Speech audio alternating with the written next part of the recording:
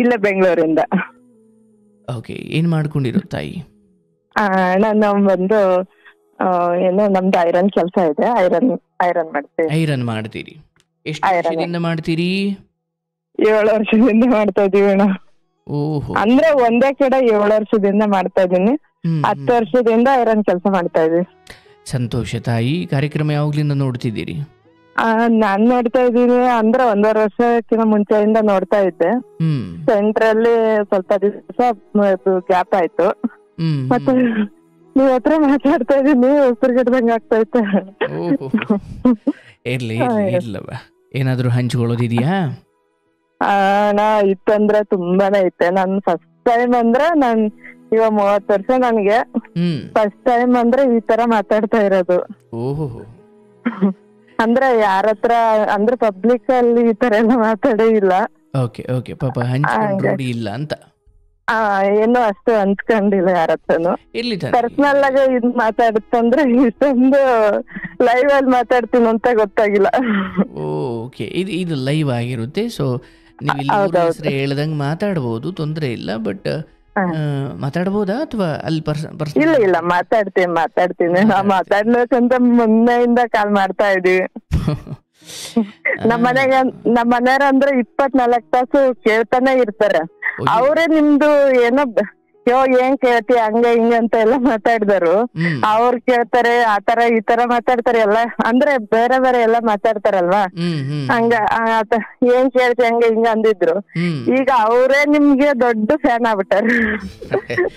ಇರ್ಲಿ, ಅವ್ರಿಗೆ ನನ್ನ ನಮಸ್ಕಾರ. ಅಂದ್ರೆ ನನ್ನ ಅನುಭವಕ್ಕೆ ಬಂದ್ಬಿಟ್ಟಿದ್ಯವ.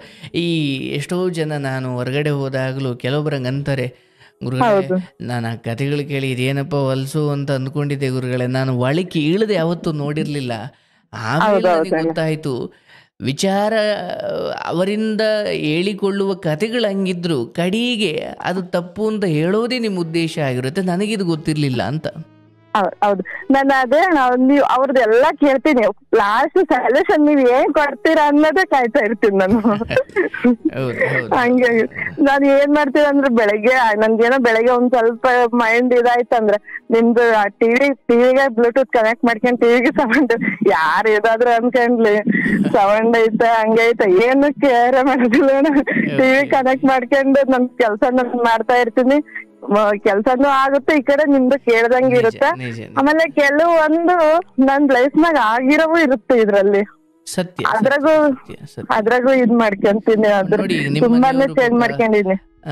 ಒಳ್ಳೇದು ಸಂತೋಷ. ನಿಮ್ಮ ಮನೆಯವರು ಆರಂಭದಲ್ಲಿ ಬಹುಶಃ ಹಂಗೆ ಅಂದ್ಕೊಂಡಿದ್ರೋ ಏನೋ. ಬಟ್ ಇರ್ಲಿ, ಅವರು ಕಾರ್ಯಕ್ರಮ ಕೇಳ್ತಾರೆ, ಗಂಡ ಹೆಂಡತಿ ಇಬ್ರು ಕೇಳ್ತೀರಿ. ನಿಮ್ಗೆ ಒಳ್ಳೇದಾಗ್ಲಿ. ಹೇಳೋ ಏನ್ ವಿಚಾರ?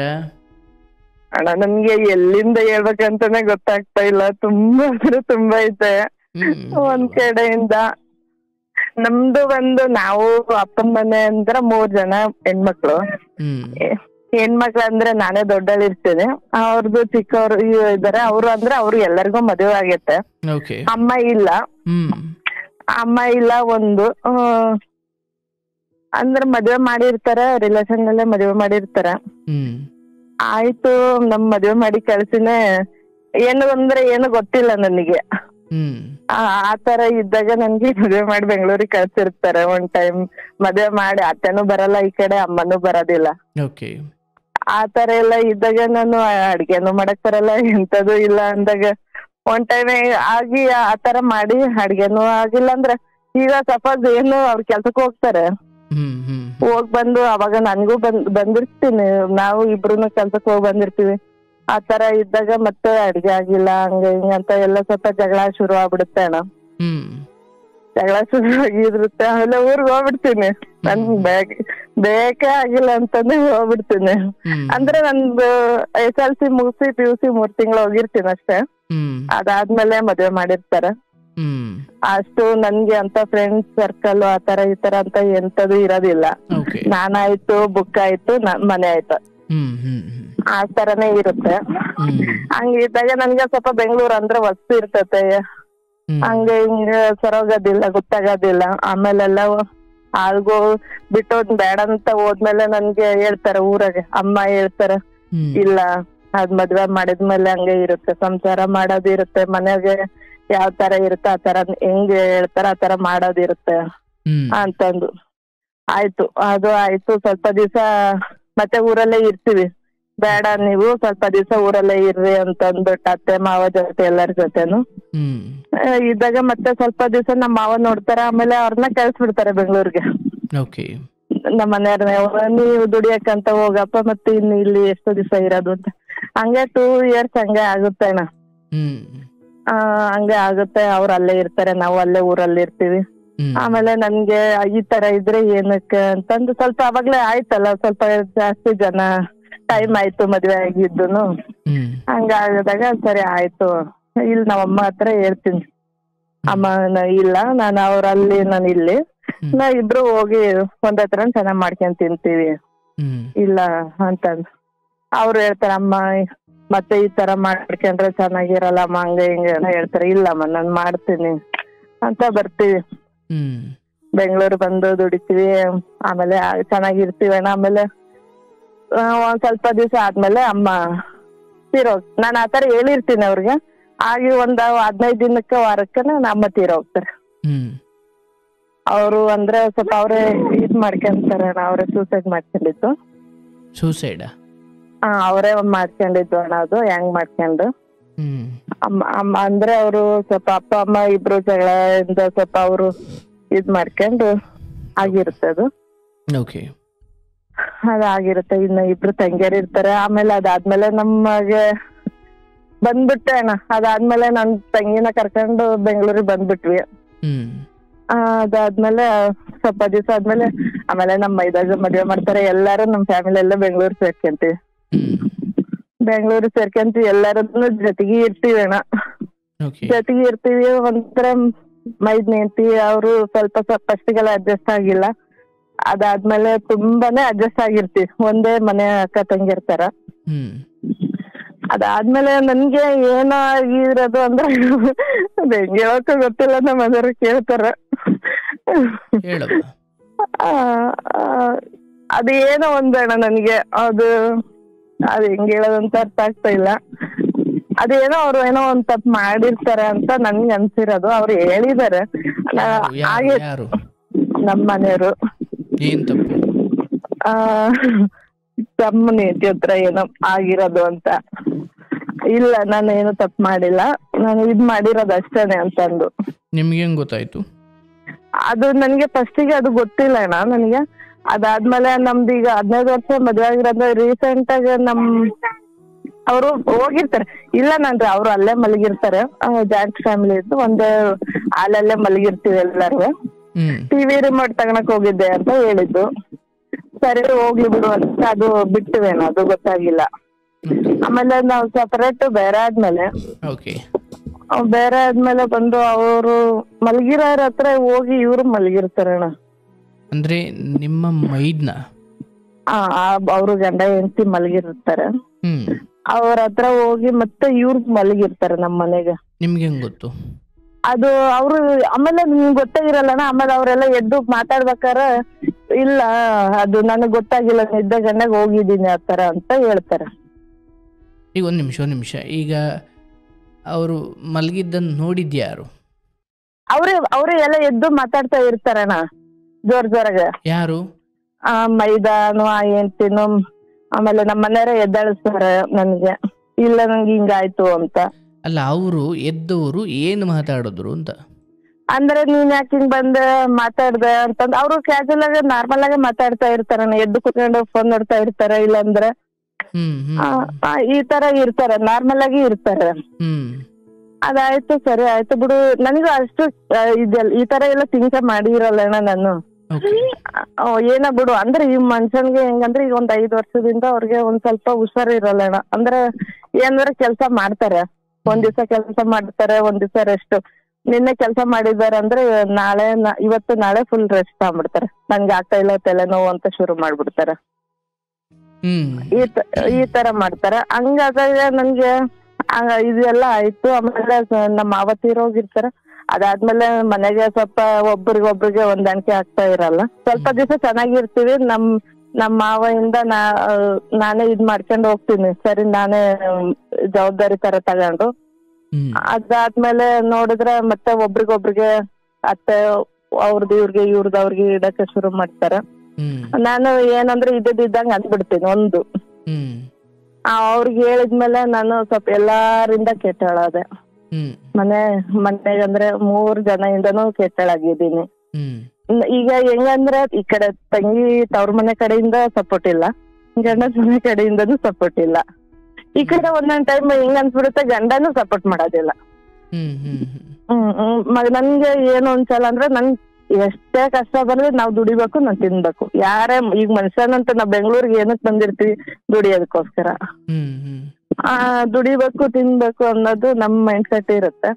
ಅದಾದ್ಮೇಲೆ ನಮ್ಮ ಮಾವ ತೀರು ಹೋಗ್ತಾರ. ಅದಾದ್ಮೇಲೆ ನಾವು ಒಂದ್ ಸ್ವಲ್ಪ ದಿವಸ ಜೊತೆಗಿರ್ತೀವಿ. ಅದಾದ್ಮೇಲೆ ಮತ್ತೆ ಸ್ವಲ್ಪ ಅಂದ್ರೆ ಡಿವೈಡ್ ಆಗ್ಬಿಡ್ತೀವಿ. ಮನೆಗೆ ಒಬ್ರಿಗೊಬ್ರಿಗೆ ಯಾವಾಗ ಹೊಂದಾಣಿಕೆ ಇಲ್ದಂಗ ಆಗುತ್ತೋ ಆ ತರ ಆದ್ಮೇಲೆ ನಾ ಡಿವೈಡ್ ಆಗ್ಬಿಡ್ತೀನಿ. ನಾನು ಡಿವೈಡ್ ಅಂದ್ರೆ ನನ್ಗೆ ಬಂದಿರುತ್ತೆ ಅದು. ಇಲ್ಲ ನನ್ಗೆ ಈ ತರ ಅಂದ್ರೆ ಮಗನಿಗೆ ಏನೋ ಸ್ವಲ್ಪ ಪ್ರಾಬ್ಲಮ್ ಆಗಿರುತ್ತೆ ಮನೆಗಿರೋರ್ ಕಡೆಯಿಂದ. ಹಂಗಾಗಿ ನನ್ಗೆ ಏನೋ ಒಂದು ಅವತ್ತು ಯಾವ ತರ ಧೈರ್ಯ ಬಂತ ಗೊತ್ತಿಲ್ಲ ಅಣ್ಣ ನನ್ಗೆ. ಆಚೆ ಹೋಗಿ ದುಡ್ಡು ಇರ್ಬೇಕು ಬೇರೆ ಮಾಡ್ಕೊಂಡು ಅಂತ. ಹಂಗಾಗಿನ ಬೇರೆ ಬರ್ತೀವಿ. ಬೇರೆ ಬಂದಾಗ ಸೆಂಟ್ರರ್ ನಮ್ ಜೊತೆಗೆ ಬರ್ತಾರೆ. ಬೇರೆ ಬಂದಾಗ ಅವರು ಮತ್ತೆ ಆತರ ಆಗಿರೋದು, ನೈಟ್ ಮಲ್ಗಿರೋದು, ನಿದ್ದೆಗಣ್ಣಗ್ ಹೋಗಿ ಮಲ್ಗಿರೋ ತರ ಆಗಿರುತ್ತೆ. ಬಟ್ ಎಕ್ಸಾಕ್ಟ್ಲಿ ಅದು ನಿದ್ದೆಗಣ್ಣಲ್ಲಿ ಹೋಗಿದ್ದ ಏನದು? ಅದು ನನ್ಗೆ ಇದುವರೆಗೂ ಗೊತ್ತಿಲ್ಲ ಅಣ್ಣ. ಅವ್ರೇನ್ ಹೇಳ್ತಾರೆ? ನಮ್ಮ ಮನೆಯವ್ರು ಹೇಳ್ತಾರೆ ಇಲ್ಲ ನಾನು ಗೊತ್ತೇ ಆಗಿಲ್ಲ ನನ್ಗೆ ಆ ತರ ಹೋಗಿರೋದು ಅಂತ ಹೇಳ್ತಾರೆ. ನಮ್ಮ ಮನೆಗೆ ಏನಂದ್ರೆ ದೇವ್ರ ಪ್ರಮಾಣ ಎಲ್ಲ ಮಾಡ್ತಾರಣ್ಣ. ನಾನು ಏನ್ ಅನ್ಕೊಂಡಿರ್ತೀನಂದ್ರೆ ಸಪೋಸ್ ನಾನೇ ಬೆಂಗಳೂರು ಬಂದ್ರೆ ನಾನೇ ಒಂದ್ ಕೆಟ್ಟ ದಾರಿಗೆ ಹೋಗ್ಬೋದೇನೋ, ನಮ್ಮ ಮನೆಯವ್ರು ಆತರ ಹೋಗಲ್ಲ ಅಂತ ಅಷ್ಟು ನಂಬಿರ್ತೀನಿ ನಾನು ಅವ್ರನ್ನ. ಅಲ್ಲ, ಈ ನಿದ್ದೆಲ್ ಓಡಾಡೋ ರೋಗ ಇತ್ತ ಅವ್ರಿಗೆ? ಇಲ್ಲ ಅಣ್ಣ, ನಾನು ಯಾವತ್ತೂ ನೋಡಿಲ್ಲ ಈ ತರ ಎಲ್ಲ ಅವ್ರು ಹೋಗಿರೋದು. ಆ ಟೈಮ್ನಾಗ ಯಾಕೆ ಹಂಗಾಯ್ತು ಅಂತಾನೆ ಗೊತ್ತಿಲ್ಲ ನನ್ಗೆ. ಅದು ಅಲ್ಲಿಗೆ ಹೋಗಿರೋದು ಇನ್ನೂ ದುರಾದೃಷ್ಟ. ನನ್ ದುರಾದೃಷ್ಟನ ಅದು ಏನಂತಾನೆ ಗೊತ್ತಾಗಿಲ್ಲ. ಅಲ್ಲ, ನಿಮ್ ದುರಾದೃಷ್ಟ ಅಂತಲ್ಲ, ಎದ್ದೋಡಾಡೋದು ಓಕೆ, ಎದ್ದು ಅಲ್ಲಿಗೂ ಹೋಗಿರೋದು ಇನ್ನೂ ನೀವು ಕಾಕತಾಳೀಯ ಅಂದೆ. ಅದು ಏನೋ ಒಂದು ಇದೇ ಆಯ್ತು. ಅದಾದ್ಮೇಲೆ ಏನಾಯ್ತು? ಅದಾದ್ಮೇಲೆ ಸ್ವಲ್ಪ ದಿವಸ ಹಂಗೆ ಅವ್ರು ಮೊದ್ಲು ಹುಷಾರಿಲ್ದಂಗ ಆಗ್ತಾ ಇತ್ತಲ್ಲ, ಹಂಗೆ ಜಗಳ ಮಾಡ್ಕೊಂಡು ನಂಗೆ ಸಾಕಪ್ಪ ನೀನ್ ಸವಾಸ ಬೇಡ ಏನ್ ಬೇಡ ಅಂತ ಹೇಳಿ ಮಗನ್ಗೆ ಒಬ್ಬ ಮಗ ಇದ್ದ ದೊಡ್ಡವನು, ಅವನ್ಗೆ ಎಲ್ಲೋ ಒಂದ್ ಏನೋ ಒಂದು ಆಗುತ್ತೆ ಅಣ್ಣ. ಆ ಟೈಮ್ನಾಗ ಏನೋ ನನಗೆ ಒಂದ್ ಪವಾಡ ತರನೇ ಆಗೋಯ್ತು. ಏನಾಯ್ತು ಅಂದ್ರೆ ಮಗನ್ಗೆ ಏನಾಯ್ತು? ಇಲ್ಲ ಮಗನ್ಗೆ ಮಕ್ಳಿಗೆ ಯಾರಿಗೂ ಏನಾಗಿಲ್ಲ, ನಾನೇ ಆಗಿ ನಾನ್ ಮಾಡ್ಕೊಂಡಿದ್ದದು. ಏನದು? ಅಂದ್ರೆ ಈ ಮನುಷ್ಯ ಯಾವಾಗ್ಲೂ ಮನೆಗ್ ಮಲ್ಗೋದು 2 ದಿನಕ್ಕೊಂದಿಟ್ಟು ಆತರ ಅಂತ ಇರ್ತಾ ಇದ್ನಲ್ಲ. ಯಾವಾಗ ನೋಡಿದ್ರು ಅದ್ ಬೇರೆ ಬಂದಿರೋದ್ ಬೇರೆ. ಅದೇ ಟೈಮಲ್ಲಿ ಅಂದ್ರೆ ನಮ್ಗೆ ಸ್ವಲ್ಪ ಜೊತೆಗಿದ್ದು ಬೇರೆ ಅಟ್ಯಾಚ್ಮೆಂಟ್ ಜಾಸ್ತಿ ಅಣ್ಣ. ನನ್ ಯಾರಾದ್ರೂ ಜಾಸ್ತಿ ಕ್ಲೋಸ್ ಆಗಿ ಆಯ್ತಂದ್ರೆ ಹಚ್ಕೊಂಡ್ಬಿಟ್ರೆ ಆಗಿರುತ್ತೆ ಅವ್ರದ್ದು.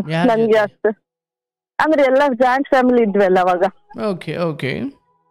ನಾನ್ ಮತ್ತೆ ಅವ್ರ ಜೊತೆ ಯಾರಲ್ಲಿ ಹೋಗಿ ಮಲಗಿದ್ರೋ ಅವ್ರ ಜೊತೆನೆ ಅಂದ್ರೆ ನಾನು ಅವ್ರನ್ನ ಎಷ್ಟು ಅವ್ರು ನನ್ಗೆ ಅಟ್ಯಾಚ್ ಆಗಿರ್ತಾರಂದ್ರೆ ಪ್ರತಿ ಒಂದು ಶೇರ್ ಮಾಡ್ಕೊಂತೀವಿ.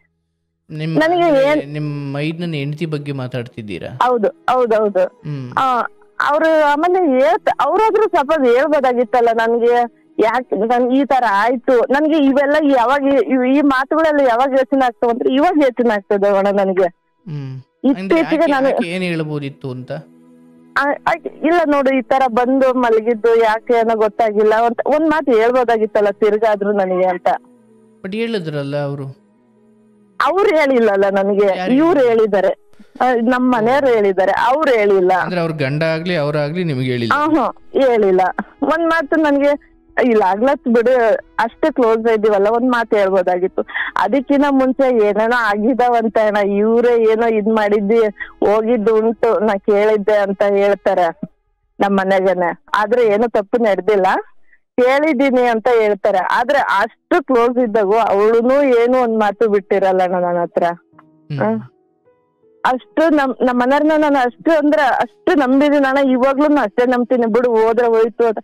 ಅದು ಏನಂದ್ರೆ ನನಗೆ ಒಂದೊಂದ್ ಟೈಮು ಅದು ನನ್ಗೆ ಕನ್ಸಲ್ಲಿನೂ ಅದೇ ತರ ಕೊರಿತೈತಣ್ಣ. ನಮ್ಮ ಮನ್ಯಾಗ ಯಾವಾಗ ಹೇಳ್ಬಿಟ್ರ ಆ ಮಾತು, ಅವಾಗಿಂದ ನನ್ಗೆ ವಾರಕ್ಕೆ 2 ಟೈಮ್ ಬಂದೇ ಬರ್ತಾರ ಅಣ್ಣ ಕನ್ಸಲ್ಲಿ. ಯಾರು? ಅವರು ನಮ್ಮ ಹೆಂಡ್ತಿನು ಮತ್ತೆ ಇವ್ರು ಮಾತಾಡಿರೋ ತರನಾಗ್ಲಿ ಕನ್ಸಲ್ ಬರ್ತಾರ. ನನಗ್ ಕನ್ಸಲ್ಲಿ ಬರ್ತಾರೆ ಅಣ್ಣ. ನನ್ಗೆ ಅದೇ ನನ್ಗೆ ಆಮೇಲೆ ನನ್ ನೆಕ್ಸ್ಟ್ ನಮ್ಮ ಮನೆಯವ್ರ ಹತ್ರ ಮಕ ಕೊಟ್ಟು ಅಸಹ್ಯ ಅನ್ಸ್ಬಿಡ್ತೈತೆ ಅಣ್ಣ ನನ್ಗೆ ಮಾತಾಡಕ್ ಅವ್ರ ಹತ್ರ. ಅದು ಹೆಂಗ್ ಹೇಳೋದು ಅವ್ರನ್ನ ಕೇಳಕ್ಕೂ ಆಗಲ್ಲ, ನನ್ಗೆ ಇದನ್ನ ಯಾರ ಹತ್ರ ಹೇಳ್ಕೊಳಕ್ಕೂ ಆಗಲ್ಲ. ಏನಂದ್ರೆ ನನ್ಗೆ ಒಂಥರ ಇಷ್ಟು ಜನರ ಹತ್ರ ಹೇಳ್ತಾ ಇದ್ದೀನಿ. ಆಮೇಲೆ ಅಂತಾರೆ ಅವರು, ಎಲ್ಲಾರು ನಿಮ್ ಮೊದ್ಲೇ ಒದರ್ತೀಯ, ಎಲ್ಲಾನು ಒಂದ್ ಸ್ವಲ್ಪ ಮಾತಾಡ್ಬಿಟ್ಟಿ ಅಂದ್ರೆ ಹಂಗೆ ಅಂತಂದು ಆಯ್ತು. ನನ್ಗೆ ಇನ್ನು ಅರ್ಥ ಆಗಿಲ್ಲ, ಇದ್ನ ಹೆಂಗ್ ಅರ್ಥ ಮಾಡ್ಕೊಳಕಂತಾನು ಅರ್ಥ ಆಗ್ತಾ ಇಲ್ಲ ನನಗೆ. ಸರಿ, ಆಮೇಲೆ ಏನಾಯ್ತು? ಆಮೇಲೆ ಅವರು ಇಲ್ಲ ಅಣ್ಣ, ಅವ್ರು ನಮ್ ಜೊತೆ ಬಿಟ್ಬಿಟ್ಟು ಹೋಗ್ತಾರೆ. ನಾವು ಏನೋ ಒಂದು ನನ್ ಮಗನ್ಗೆ ಹೇಳಿರ್ತೀನಿ, ಎಲ್ಲಾರು ನನ್ಗೆ ದೂರ ಮಾಡಿದಾರಲ್ಲ, ಚಿಕ್ಕವನಿರ್ತಾನ ನನ್ ಮಗ. ಇವಾಗ ಏನೋ ಸ್ವಲ್ಪ ಬಡವ್ರ ತರ ಇದೀವಿ, ಇಲ್ಲ ಇನ್ನ ಜೀವನ ಹಿಂಗೆ ಇರೋದಿಲ್ಲ ನನ್ ಮಗನ, ಇನ್ನ ಮುಂದೆ ನೋಡೋರ್ಗೆ ಇನ್ನ ದೊಡ್ಡದಾಗೆ ಬೆಳಿತೀನಿ ನಾನು ಅಂತ ನನ್ ಮಗನ್ಗೆ ಹೇಳ್ತೀನಿ.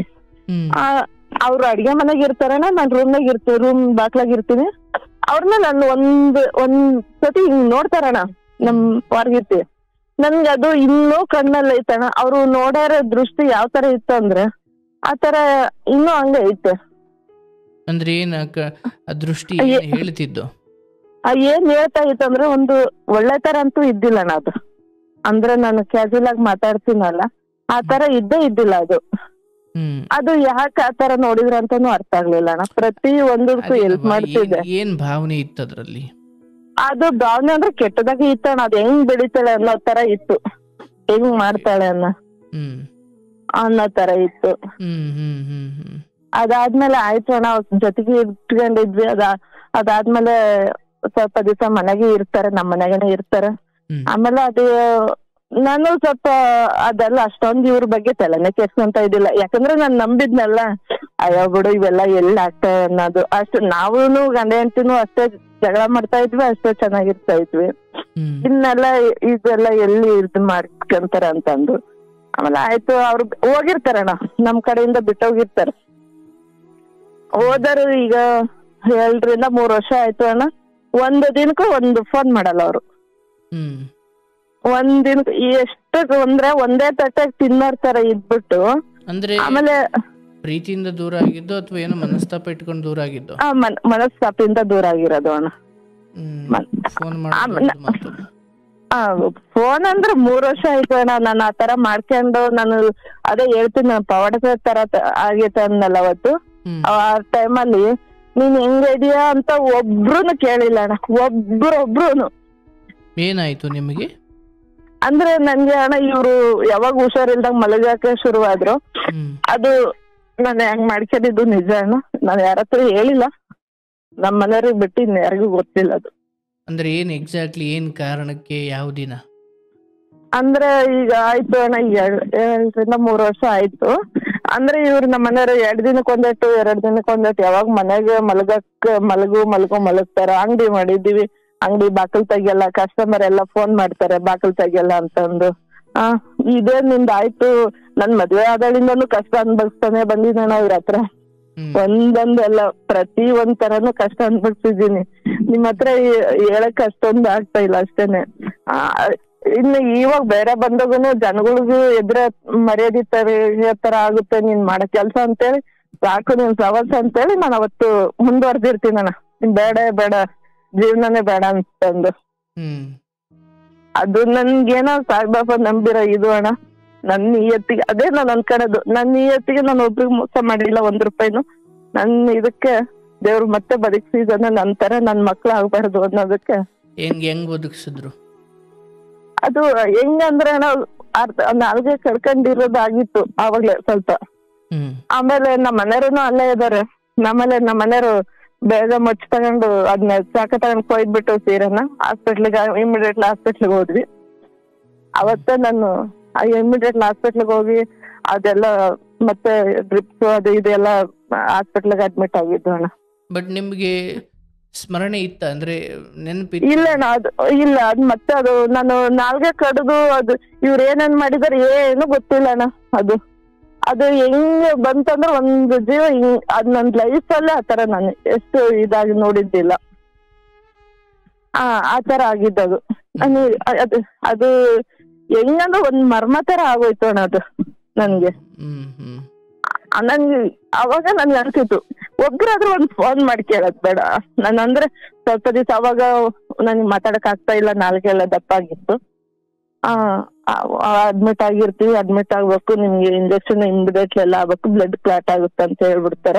ಹಂಗಾಗಿ ಇಮಿಡಿಯೇಟ್ಲಿ ಅಡ್ಮಿಟ್ ಆಗಿರ್ತೀವಿ. ಹಂಗಾದ್ಮೇಲೆ ನನ್ಗೆ ಏನಾಗಿರುತ್ತಂದ್ರೆ ನಾನೇ ಅಂದ್ಬಿಡ್ತೀನಿ, ಇಲ್ಲ ನಾನ್ ಬದುಕ್ಬೇಕು, ನನ್ ಮಕ್ಳು ಇದ್ದಾರೆ ಅಂತ ಹೇಳಿ ಇಮಿಡಿಯೇಟ್ಲಿ ಹಾಸ್ಪಿಟ್ಲಿಗೆ ಹೋಗ್ಬೇಕಂತೇಳಿ ನಮ್ಮ ಮನೆಯವ್ರ್ ಕರ್ಕೊಂಡ್ ನಾನೇ ಹೋಗಿರ್ತೀನಿ ಅಣ್ಣ. ಇಲ್ಲ ನನ್ ಮಗ ಚಿಕ್ಕವನ ಇದಾನೆ, ಬದುಕ್ಬೇಕು, ನಾನು ನಂತರ ಅವ್ರು ಆಗ್ಬಾರ್ದು ಅಂತೇಳಿ. ಆಮೇಲೆ ಹೋಗಿ ಆಸ್ಪತ್ರೆಗೆಲ್ಲ ತೋರ್ಸ್ಕೊಂಡು ಒಂದ್ ದಿವಸ 2 ದಿವಸ ಇರ್ತೀವಿ. 2 ದಿವಸ ಆದ್ಮೇಲೆ ಮತ್ತೆ ಮನೆಗ್ ಬರ್ತೀವಿ. ಮನೆಗ್ ಬಂದ್ಮೇಲೆ ಸರಿ ಆಯ್ತು ಮನೆಗ್ ಬರ್ತೀವಿ ಅಣ್ಣ. ನಮ್ಮ ಮನೆಗ್ ಹೇಳಿರ್ತಾರ ಅವ್ರ ಅಮ್ಮಗೆ. ಹೇಳಿದ್ಮೇಲೆ ನೋಡಿದ್ರೆ ಅವ್ರು ಯಾರು ಮಾತಾಡಲ್ಲ ಅಣ್ಣ. ಯಾಕೆ ಹಿಂಗ್ ಮಾಡ್ಕೊಂಡೆ, ಯಾಕೆ ಒಬ್ಬೊಬ್ರು ಫೋನ್ ಮಾಡಲ್ಲ ಅಣ್ಣ. ಒಬ್ರಂದ್ರೆ ಒಬ್ರನ್ನು ಕೇಳಲ್ಲ, ಮತ್ತೆ ಒಬ್ರನ್ನು ಬರೋದು ಇಲ್ಲ ಅಣ್ಣ. ಬಂದು ಅಟ್ಲೀಸ್ಟ್ ಒಂದು ಫೋನ್ ಮಾಡಲ್ಲ, ಬಂದು ನೋಡೋದಿಲ್ಲ. ಅಂದ್ರೆ ನಿಮ್ ಮೈದನ ಬಗ್ಗೆ ಮಾತಾಡ್ತಿದ್ದೀರಾ? ಹೌದು, ಮೈದಾಗ್ಲಿ, ಅಮ್ಮ ಅತ್ತೆ ಆಗ್ಲಿ, ನಮ್ಮರಾಗ್ಲಿನು. ನಿಮ್ಮ ಅಪ್ಪ ಅಮ್ಮ? ಅಮ್ಮ ಇಲ್ಲ, ಅಪ್ಪ ಇದಾರೆ. ಅಪ್ಪ ಫೋನ್ ಅಷ್ಟೇ ಮಾತಾಡಿದ್ರು, ತಂಗಿಯರು ಅವರು. ಈ ಸಮಯದಲ್ಲಿ ನೋಡ್ಕೊಂಡಿದ್ಯಾರು? ಯಾರು ಅಂದ್ರೆ ನಾನೇ ನೋಡ್ಕೊಂಡಿ, ಗಂಡ ಹೆಂಡತಿ ನಾವೇ 4 ಜನ ನೋಡ್ಕೊಂಡಿದ್ವಿ. ಅವ್ರಿಗೆ ಇಬ್ರು ಮಕ್ಳ ನಿಮ್ಗೆ? 2 ಮಕ್ಳು. ಗಂಡಾದ್ರು ಇದ್ರಲ್ಲ ಅಂತ ಕೇಳಿದೆ ಅಷ್ಟೇ. ಇದ್ರು ಅಣ್ಣ. ಅಂದ್ರೆ ಬಿಟ್ಕೊಟ್ಟಿದಣ. ಎಷ್ಟೇ ನಾವು ಜಗಳ ಮಾಡ್ತೀವಿ ಅಂದ್ರೂ ಒಬ್ರಿಗೊಬ್ರು ಬಿಟ್ಕೊಡೋದಿಲ್ಲ. ಆದ್ರೂನು ಹಂಗಾಗುತ್ತೆ. ಆ ಟೈಮ್ನಾಗ ಒಬ್ರನ್ನು ಕೇಳಿಲ್ಲ, ಅಷ್ಟು ಹಚ್ಕೊಂಡಿರೋ ವಾರ್ಗಿತ್ತನು ಕೇಳಲ್ಲ. ಯಾಕೆ ಹಂಗ್ ಮಾಡ್ಕೊಂಡ, ನೀನ್ ಎಲ್ಲಾ ಶೇರ್ ಮಾಡ್ಕೊಂತೀಯ, ಒಂದ್ ಮಾತು ಏನು ಅಂತಾನು ಒಂದ್ ಫೋನ್ ಮಾಡ. ಅವತ್ತಿಂದ ಇವತ್ತು ಒಬ್ಬೊಬ್ರು ಕೇಳಲ್ಲ ನೋಡೋಣ. ನಂಗೆ ಆಮೇಲೆ ಇವ್ರೆ ಈ ತರ ಏನು ಕನ್ಸಿಗೆ ಬರ್ತಾ ಇತ್ತಂತಾನೆ ಅರ್ಥ ಆಗಲ್ಲ. ನಮ್ಮ ಮನೆಯವ್ರ ಹತ್ರ ಕೇಳಕ್ಕಾಗಲ್ಲ ಅದನ್ನ. ನಿನ್ ಕನ್ಸಲ್ಲಿ ಎಕ್ಸಾಕ್ಟ್ ಏನ್ ಬರ್ತಿದ್ಯವ? ಅಂದ್ರೆ ಅವರು ಮಾತಾಡೋ ತರ ಬರುತ್ತೆ, ಇಬ್ರು ಮಾತಾಡ್ತಾ ಇರೋ ತರ. ಕುತ್ಕೊಂಡ್ ಮಾತಾಡ್ತಾ ಇದಾರೆ ಅನ್ನೋ ತರ ಬರ್ತಾ ಇರುತ್ತೆ. ಅಂದ್ರೆ ನಿನ್ ಗಂಡ ನಿನ್ ಮೈದ್ನ ಹೆಂಡತಿ? ಹೌದು. ಅಂದ್ರೆ ಆಮೇಲೆ ಹೆಂಡತಿ ಜೊತೆ ಇದ್ದಾರೆ ಅಂತ ಮಾತಾಡ್ತಾ ಇರ್ತಾರ ಅನ್ನೋ ತರ ಬರುತ್ತೆ ಕನ್ಸಾಗ. ನನ್ಗೆ ಆಮೇಲೆ ತಿರುಗಿ ದಿವಸ ಇವ್ರು ನನ್ ಮಕ್ಕ ಕೂತ್ ಮಾತಾಡೋದು ಅಸಹ್ಯ ಅನ್ಸ್ಬಿಡುತ್ತೆ ಅವ್ರ ಹತ್ರ ಮಾತಾಡೋದಕ್ಕೂ. ಅದು ನನ್ಗೆ 1 ದಿವಸ 2 ದಿವಸ ಟೈಮ್ ತಗೊಂಡ್ಬಿಡುತ್ತೆ. ನಂಗೆ ಒಂದ್ ಸ್ವಲ್ಪ ಇದಾಗುತ್ತೆ. ಎಷ್ಟು ವರ್ಷ ಆಯ್ತವ? ಇದಾಗಿ ಈಗ 3 ವರ್ಷ ಆಯ್ತು ಅಣ್ಣ. ಅದಾಗಿ 3 ವರ್ಷ ಆಗಿತ್ತು. 3 ವರ್ಷದಿಂದ ಮತ್ತೆ ಹೋಗಿ ನಿಮ್ ಗಂಡ ಅವ್ರ ಪಕ್ಕ ಮನ್ಗೇರ? ಇಲ್ಲ ಅಣ್ಣ, ಅದು ಒನ್ ಟೈಮ್ ಹಂಗಾಗಿತ್ತು. ಅದಾದ್ಮೇಲೆ ಮತ್ತೆ ಅವರು ಸ್ವಲ್ಪ ದಿವಸ ಇದ್ರು. ಅದಾದ್ಮೇಲೆ ಅವರು ಹೋದ್ರು. ಇಲ್ಲ ನಮ್ಗೆ ಏನೋ ಸ್ವಲ್ಪ ಬೇಜಾರಾಗಿ ಒಬ್ರಿಗೊಬ್ರು ಹೋದ್ರು. ನನ್ಗೆ ಅವ್ರು ಒಂದ್ ಮಾತು ಹೇಳ್ಬೋದಾಗಿತ್ತಲ್ಲ, ಅಷ್ಟು ಚೆನ್ನಾಗಿದ್ವಿ ನಾವು. ಪ್ರತಿ ಒಂದು ಶೇರ್ ಮಾಡ್ಕೊಂತೀವಿ, ಬಟ್ಟೆಯಿಂದ ಹಿಡ್ದು ಊಟ ಸರಟಿಗೂ ಎಲ್ಲಾನು ಶೇರ್ ಮಾಡ್ಕೊಂತೀವಿ. ನನ್ಗೆ ಈಗ ಇತ್ತೀಚೆಗೆ ಅನ್ನಿಸೋದು ಏನಂದ್ರೆ ಅಣ್ಣ, ನಾನ್ ಯಾರನ್ನೂ ಅಷ್ಟು ಹಚ್ಕೊಂಬಾರ್ದಾಗಿತ್ತು, ಯಾರನ್ನೂ ಅಷ್ಟು ನಂಬಲೂಬಾರ್ದು ಅನ್ಸ್ತದೆ. ಏನಂತಾನೆ ಅರ್ಥ ಆಗೋದಿಲ್ಲ. ನಾವು ಒಂದೊಂದ್ ಟೈಮ್ ನೆನ್ಸ್ಕೊಂಡ್ರೆ ಇವ್ರದ್ದು ಅನ್ಸ್ಬಿಡುತ್ತೆ. ಎಲ್ಲ ಒಂದ್ ಕಡೆಯಿಂದ ಎಲ್ಲ ಪ್ರಾಮಾಣಿಕವಾಗಿ ಅನ್ಸುತ್ತಾ ನಿಮ್ ಗಂಡ ಅಂತದ್ದೇನು ಮಾಡಿಲ್ಲ ಅನ್ನೋದ್ರ ಒಂದು ಖಚಿತವಾದ ನಿಲುವು ಹೇಳ್ಬೇಕು. ಹಿಂಗಿದೆ ಹಂಗಿದೆ ನಿಮ್ಗೆ ಏನ್ ಅನ್ಸುತ್ತೆ ಅದನ್ನ ಹೇಳಿ, ಅದ್ರ ಮೇಲೆ ನಾನು ಅಲ್ಲಿ ಏನಿದೆ ಅದನ್ನ ಹೇಳ್ತೀನಿ. ನಿಮ್ಮ ಆಲೋಚನೆ ಏನು? ಅಣ್ಣ ನಾನು ಇವತ್ತಿಗೂ ನಾನು ಅಂತೀನಿ, ನಾನ್ ನಂಬಿಬಿಟ್ಟಿದ್ದೀನಿ ಅಣ್ಣ. ಅಷ್ಟು ನಂಬಿದೀನಿ. ಏನಂತ? ಅಂದ್ರೆ ಅವ್ರು ಯಾವ ತರ ನನಗೆ ಮೋಸ ಮಾಡಲ್ಲ ಅಂತಂದು. ಆಯ್ತು, ತೊಂದ್ರೆ ಇಲ್ಲ. ಅಂದ್ರೆ ನಾನ್ ಫಸ್ಟ್ ಬೆಂಗಳೂರು ಬಂದ್ರೆ ಸಪೋಸ್ ನಾನೇ ಮೋಸ ಮಾಡಿದ್ರೆ ಮಾಡ್ಬೋದು. ಯಾಕಂದ್ರೆ ನಾನ್ ಬೆಂಗಳೂರು ಅಂತ ಗೊತ್ತಿಲ್ಲ, ಹಳ್ಳಿಯಿಂದ ಬಂದಿರೋಳು. ನಮ್ ಫ್ರೆಂಡ್ಸ್ ಸರ್ಕಲ್ ಇಲ್ಲ ಆತರ ಅಷ್ಟು ಇವ್ರ ಮೇಲೆ ನಂಬಿದ್ದೆ. ನನ್ ಮೇಲೆ ನನಗೆ ನಂಬಿಕೆ ಇದ್ದಿಲ್ಲ, ಇವ್ರ ಮೇಲೆ ಅಷ್ಟು ನಂಬಿದ್ದೆ ನಾನು. ಆದ್ರೆ ಈ ತರ ಆದ್ಮೇಲೆ ಒಂದ್ ಕಡೆ ಇತ್ತೀಚೆಗೆ ಅದು ಕನ್ಸಿಗೆ ಜಾಸ್ತಿ ನನಗೆ ಶುರುವಾದ. ಆಯ್ತು, ನನಗೀಗ ಅರ್ಥವಾಯ್ತು. ಈಗ ವಿಷಯ ಇರೋದು ಇದನ್ನ ನಾನು ಹೇಗೆ ಸ್ವೀಕರಿಸಬೇಕು ಅಥವಾ ಇದನ್ನು ಹೇಗೆ ನೋಡಿದ್ರೆ ನನ್ನ ಮನಸ್ಸಿಗೆ ಸಮಾಧಾನ ಬರುತ್ತೆ ಅಂತ.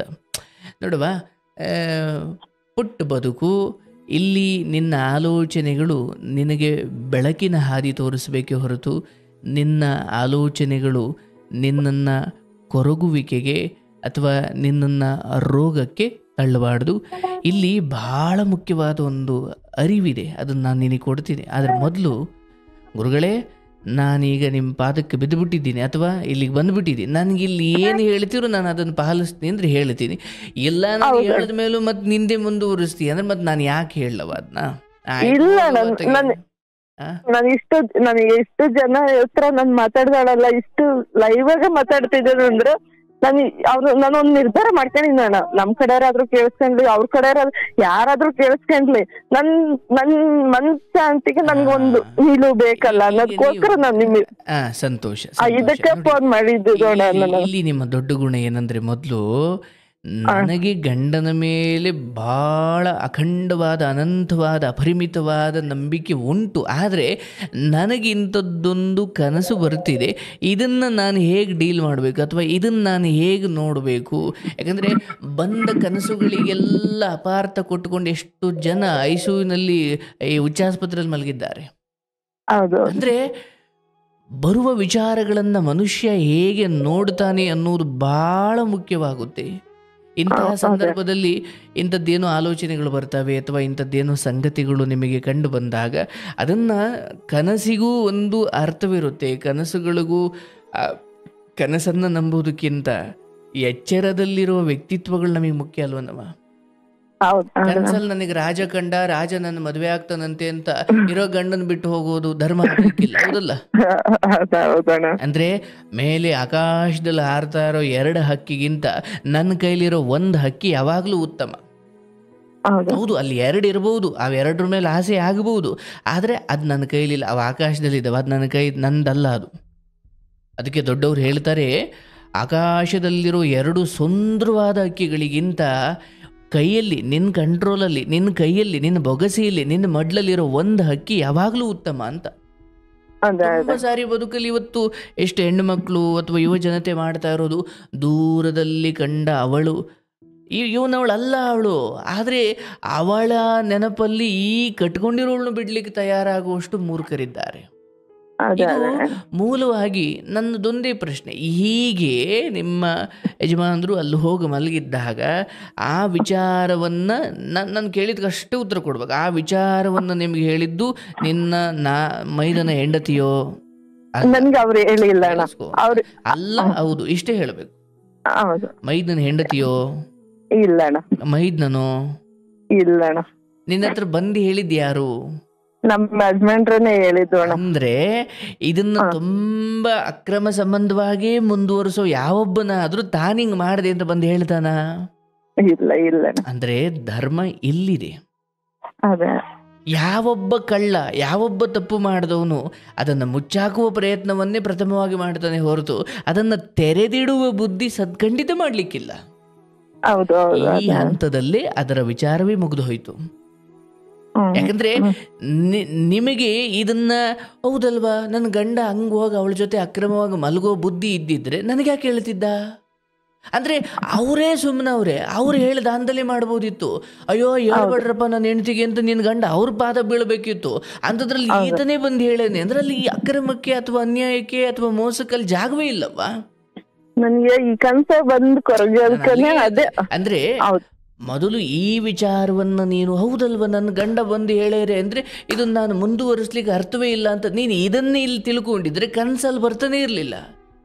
ಇದನ್ನು ನೀನು ಸರಿಯಾಗಿ ಹ್ಯಾಂಡ್ಲ್ ಮಾಡದೇ ಇರೋದ್ರಿಂದ ಅದು ನಿನ್ನ ಸುಪ್ತ ಪ್ರಜ್ಞೆಯಲ್ಲಿ ಇನ್ಯಾವುದೋ ರೂಪ ತಗೊಂಡಿದೆ ಅಷ್ಟೇ. ಯಾಕಂದರೆ ಎಚ್ಚರದ ಸ್ಥಿತಿಯಲ್ಲಿ ನಾವು ಯಾವುದೋ ಒಂದು ಕನ್ಕ್ಲೂಷನ್ಗೆ ಬಂದರೆ ಕನಸಲ್ಲಿ ಅವು ಕಾಡ್ಲಿಕ್ಕಿಲ್ಲ.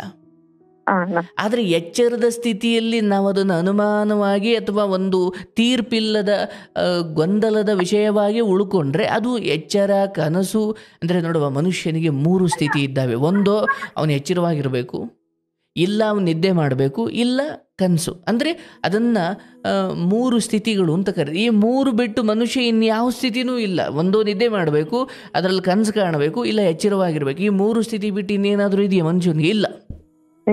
ಆದರೆ ನೋಡಿ, ಈ ಎಚ್ಚರದಲ್ಲೂ ಸುಖ ದುಃಖ ಇದೆ, ನಿದ್ದೆಯಲ್ಲೂ ಸಾರಿ, ಕನಸಿನಲ್ಲೂ ಸುಖ ದುಃಖ ಇದೆ, ಆದರೆ ನಿದ್ದೆಯಲ್ಲಿ ಮಾತ್ರ ಮನುಷ್ಯನಿಗೆ ದುಃಖವೂ ಇಲ್ಲ ಸುಖವೂ ಇಲ್ಲ.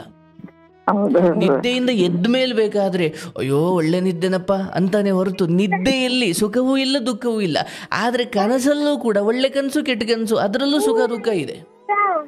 ಕನಸಲ್ಲಿ ಕೀರಾಡ್ಕೊಂಡು ಎದ್ದವ್ರು ಎಷ್ಟು ಜನ ಇದ್ದಾರೆ ಅಂದ್ರೆ ಅದಕ್ಕೆ ಭಗವಂತ ಕೃಷ್ಣ ಹೇಳ್ತಾನೆ, ಮನುಷ್ಯನಿಗೆ 3 ಸ್ಥಿತಿಗಳಿದ್ದಾವೆ, ಆ 3ರಲ್ಲಿ 2 ಸ್ಥಿತಿಯಲ್ಲಿ ದುಃಖವೇ ಇದೆ. ಎಚ್ಚರದಲ್ಲೂ ಅವನಿಗೆ ಒಳ್ಳೆಯದು ಕೆಟ್ಟದ್ದು ಖುಷಿ ಸುಖ ದುಃಖ ಈ ಎಚ್ಚರದಲ್ಲಿದ್ದಾಗಲೂ ಕಷ್ಟ ಸುಖ ಇದ್ದಾವೆ. ನಿದ್ದೆ ಅಥವಾ ಈ ಕನಸಲ್ಲಿದ್ದಾಗಲೂ ಕಷ್ಟ ಸುಖ ಇದ್ದಾವೆ. ನಿದ್ದೆಯನ್ನು ಮಾತ್ರ ತುಂಬ ಅದ್ಭುತ ಅಂತ ಯಾಕಂತಾರೆ ಅಂದರೆ, ಆ ನಿದ್ದೆಯಲ್ಲಿ ಕಷ್ಟ ಸುಖ ಇಲ್ಲ, ಅದು ಕೇವಲ ನಿದ್ದೆ ಅಷ್ಟೇ.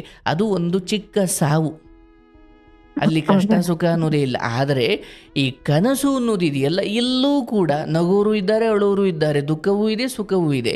ನಿಮಗೆ ಬಂದ ಈ ಕನಸಿಗೆ ಈ ಅರ್ಥ ಯಾಕೆ ಕಲ್ಪನೆ ಆಗ್ತಿದೆ ಅಂದರೆ, ನೀವು ಎಚ್ಚರದ ಸ್ಥಿತಿಯಲ್ಲಿ ನಿನ್ನ ಗಂಡನ ಕುರಿತು ಒಂದು ಸ್ಪಷ್ಟ ಪರಿಕಲ್ಪನೆ ಬರದೆ ಹೋದರೆ ಇದೇ ಗೊಂದಲ ಕನಸಲ್ಲೂ ಮುಂದುವರಿತಾ ಇದೆ. ಯಾಕೆ? ಎಚ್ಚರದಲ್ಲಿ ಯಾವ ವಿಚಾರದ ಬಗ್ಗೆ ಸುಖ ದುಃಖದ ಗೊಂದಲ ಇದೆಯೋ ಅದು ಕನಸಲ್ಲೂ ಮುಂದುವರಿತೆ, ಬಟ್ ನಿದ್ದೆಲಿರಲ್ಲ ಅದು. ಅಂದರೆ ಎಚ್ಚರ ಮತ್ತು ಕನಸು ಇವೆರಡರಲ್ಲೂ ಸುಖ ದುಃಖ ಇದೆ, ಆದರೆ ನಿದ್ದೆಯಲ್ಲಿ ಸುಖ ದುಃಖವಿಲ್ಲ. ಅದಕ್ಕೆ ಕನಸುಗಳಿಲ್ಲದ ನಿದ್ದೆ ಅದು ಸುಖ ನಿದ್ದೆ. ನಿದ್ದೆಯಲ್ಲೂ ಕನಸುಗಳು ಶುರುವಾದ್ರೆ ಮತ್ತೆ ಇದೇ ಕನಸಲ್ವ ನೀನು ಮತ್ತೆ ಇಲ್ಲಿ ತಂದು ನಿಲ್ಸಿರೋದು?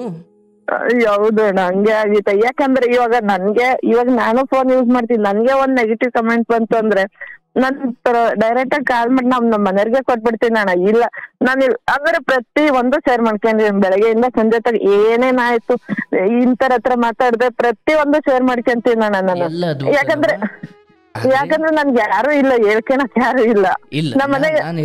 ನಿಮ್ಮ ಗಂಡ ಫೈನ್ ನೀವು ನಿಮ್ಮ ಗಂಡ ಎಷ್ಟು ಪಾರದರ್ಶಕರಾಗಿದ್ದೀರಿ. ಒಂದು ಹೊರಗಡೆ ಎಡವುದ್ರೂ ಕೂಡ ಗಂಡನ ಹೇಳುವಷ್ಟು ಆ ಒಂದು ಪ್ರಾಮಾಣಿಕತೆಯನ್ನು ನೀನು ಉಳಿಸ್ಕೊಂಡಿದ್ದೀಯವ. ಆದರೆ ನಾನು ಹೇಳೋದು, ನಿನ್ನ ಗಂಡ ಕೂಡ ಈ ವಿಚಾರದಲ್ಲಿ ತಪ್ಪು ಮಾಡಿಲ್ಲ.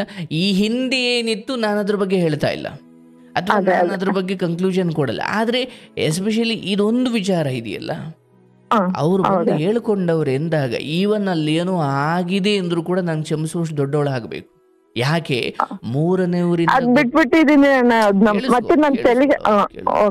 ಮೂರನೆಯವರಿಂದ ಗೊತ್ತಾಗುವುದಕ್ಕಿಂತ ಯಾರನ್ನ ನಾವು ಅಪರಾಧಿ ಆರೋಪಿ ಅಂತ ಭಾವಿಸಿದ್ದೀವೋ ಅವನೇ ಬಂದು ಹೇಳಿದಾಗ ಸ್ವಲ್ಪ ಶಿಕ್ಷೆಯ ಪ್ರಮಾಣ ಕಡಿಮೆ ಆಗ್ಬೇಕಂತೆ. ನನ್ನಿಂದ ಇಂತಪ್ಪಾಯ್ತು ಅಂತ ಅವನೇ ಬಂದು ಒಪ್ಪಿಕೊಂಡ್ರೆ ಯಾವನೇ ಆದ್ರೂ ಕೂಡ ಅವನಿಗೆ ಕ್ಷಮೆ ಕೊಡಬೇಕಂತೆ.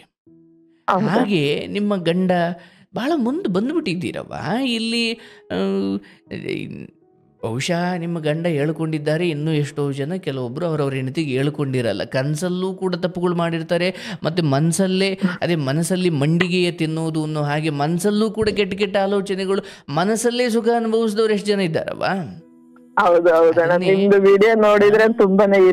ಹೌದು. ಹಾಗಾಗಿ ಗಂಡ ಬಂದು ಹಾಗೆ ಹೇಳಿದಾರೆ ಎಂದಾಗಲೇ ಅಯ್ಯೋ ಬಿಡ್ರಿ, ನಿನ್ನ ಮೇಲೆ ನನಗೆ ನಂಬಿಕೆ ಇದೆ ಆ್ಯಂಡ್ ಅಂಥದ್ದು ನಿನ್ನ ಮೈದ್ನನ್ನು ಹೆಂಡತಿನೋ ಮೈದ್ನನ್ನು ಬಾಯಿ ಬಡ್ಕೊಂಡು ಬಂದು ನಿನ್ನ ಗಂಡನ ಮರ್ಯಾದೆಯಿಂದ ನೆಟ್ಟುಗೆಟ್ಟುಕೋ ಅವ್ನು ಬಂದು ನನ್ನ ಹೆಂಡತಿ ಪಕ್ಕ ಮಲಗಿಯವನು, ಈ ವಿಚಾರ ಅವ್ರು ದೊಡ್ಡದು ಮಾಡಬೇಕಿತ್ತು. ಆದರೆ ನಿಮ್ಮ ಗಂಡನೇ ಬಂದು ನಾನು ಹಂಗೆ ತಪ್ಪಾಯಿತು ಅಥವಾ ನಾನು ಹಾಗೋಗಿ ನಿದ್ಗಣ್ಣಲ್ಲಿ ಮಲಗಿಬಿಟ್ಟಿದ್ದೆ ಅಂತ ಹೇಳಿದಾಗ ಒಂದು ಹೆಂಡತಿಯಾಗಿ ಅಯ್ಯೋ ಹೇಳ್ಕೊಂಡಿದ್ದಕ್ಕಾದರೂ ನಾನು ಕ್ಷಮಿಸಬೇಕು. ನಾನು ಅದನ್ನೇ ಹೇಳಿದೆ. ಅದಾದಮೇಲೆ ಮತ್ತೆ ನಡೀತಾ ಇಲ್ಲ.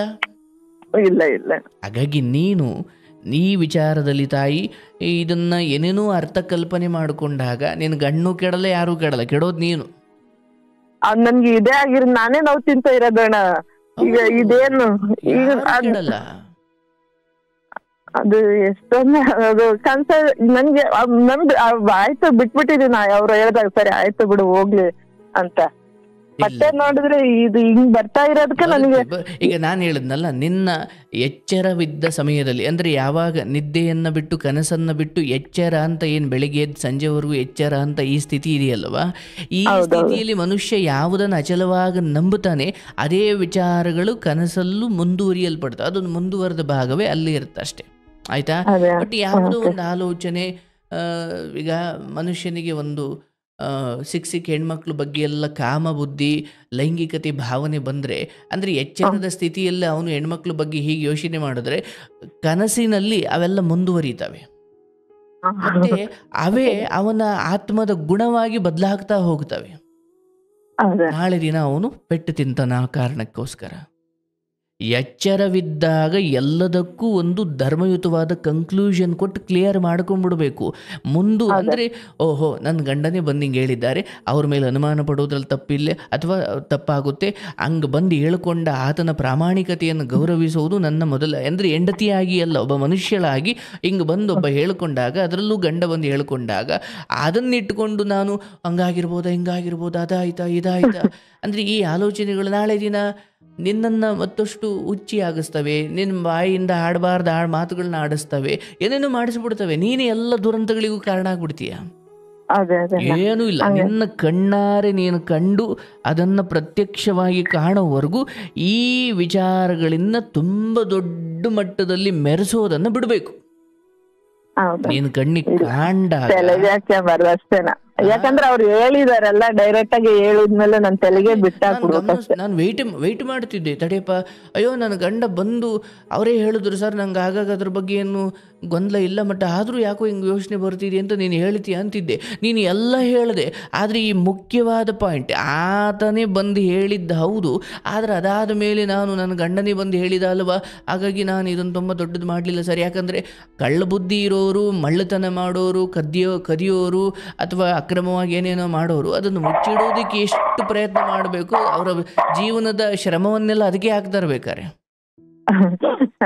ಹೆಂಗಂದ್ರೆ ನಾವು ಎಷ್ಟೋ ಈಗ 10 ವರ್ಷದಿಂದ ಒಬ್ರು ಬೇರೆ ಕಡೆ ಎಲ್ಲಿ ಹೋಗಲ್ಲ, ಸ್ವಂತದಾಗೆ ಮಾಡ್ತಾ ಇರೋದ್ರಿಂದ ಒಬ್ಬರನ್ನ ಬಿಟ್ಟು ಒಬ್ರು ಒಂದ್ ಸ್ವಲ್ಪ ನನ್ 4 ಜನ ಇದೀವಿ ಅಂದ್ರೆ ಒಬ್ರನ್ನ ಸ್ಕೂಲಿಗೆ ಹೋಗ ಒಂದ್ ಸ್ವಲ್ಪ ಲೇಟ್ ಆಯ್ತು ಅಂದ್ರೆ ನನ್ ಮನ್ಸು ತಡಿಯಲ್ಲಣ್ಣ, ಬಂದಿಲ್ಲ ಅವ್ರ ಮಕ್ಳಾದ್ರೂ ಸರಿ ಗಂಡ ಆದ್ರೂ ಸರಿನೇ, ಅವತ್ತು ನನ್ ಕಣ್ಮುಂದ್ ಇದ್ಬಿಡ್ಬೇಕು ಅವ್ರು.